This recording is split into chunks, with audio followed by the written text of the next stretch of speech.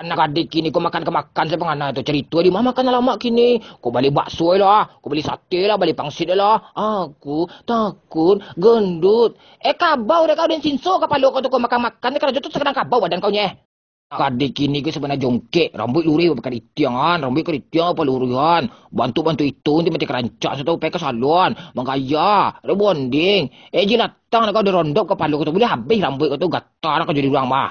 Adik kini ke sebenarnya pakak nak mendengar kecik orang tua lah. Ditangkap pacaran tu nyampai pacaran tu malam lah. Meluluang tinggalnya lelaki. Ha bang, aku tak bisa. Apa yang tak bisa kau mati lah kalau ada bayang kerana bang talu kepala kau pakak. Adik kini kau tak pandai je berhemat kata Allah tu pergi keluar tu. Pengenai belanja, pergi shopping, beli tas, beli sepatu, beli pembalut.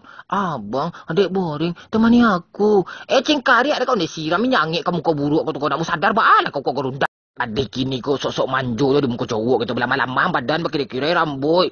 Tu lah mati kerancakan tu mah. Betul lah muncul. Abang, ayo adik. Kau punduan kau dah lemek-lemek jadi jauh kau muncul tu kau meraman mencari kau mah sadar lah kau lekok. Nak gadik kini kau gadang hati saja betul. Nak orang kaya tolong di rumah tu. Nak tentu hari nak sanjur di nyora. Bukunya, pai malala katanya curhat. Kata kau marah ni kau pulang lah kalau lagi rundak. Gadik kini kau sebenarnya bila adik menonton drama Korea lah. Film TV, film Gopay, LCTA, sinetron, berjalanan. Serunya, filmnya, aku suka. Cimporong asuk. Kalau tante cimporong nak kau dah honyong-honyong kau dalam tu kau kerundak. Gadik kini kau tak mau pakai jilbab dah. Kalau pakai jilbab kerancak itu. Kau indah alasannya banyak banarnya. Nanti panas, berpeluh, kepala berbi. Ulet ladur. Kalau tante ulet ladur kau sama kau jitu tu nyoh. Nah, zaman kini kau coba rundang perangai banyak nampak detek. Sibuk memikian tahun baru satu. Bawa hubungan ke kawan sedolah ni tu.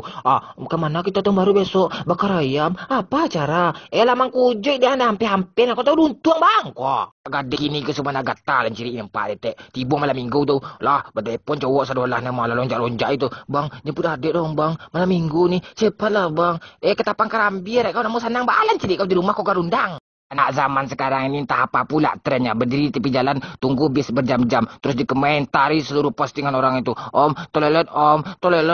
Ayolah om. Kalian pengkerbau deh lo. Lo bagus. Lo tolongin orang tua lo di rumah daripada itu kerja lo kampret lo.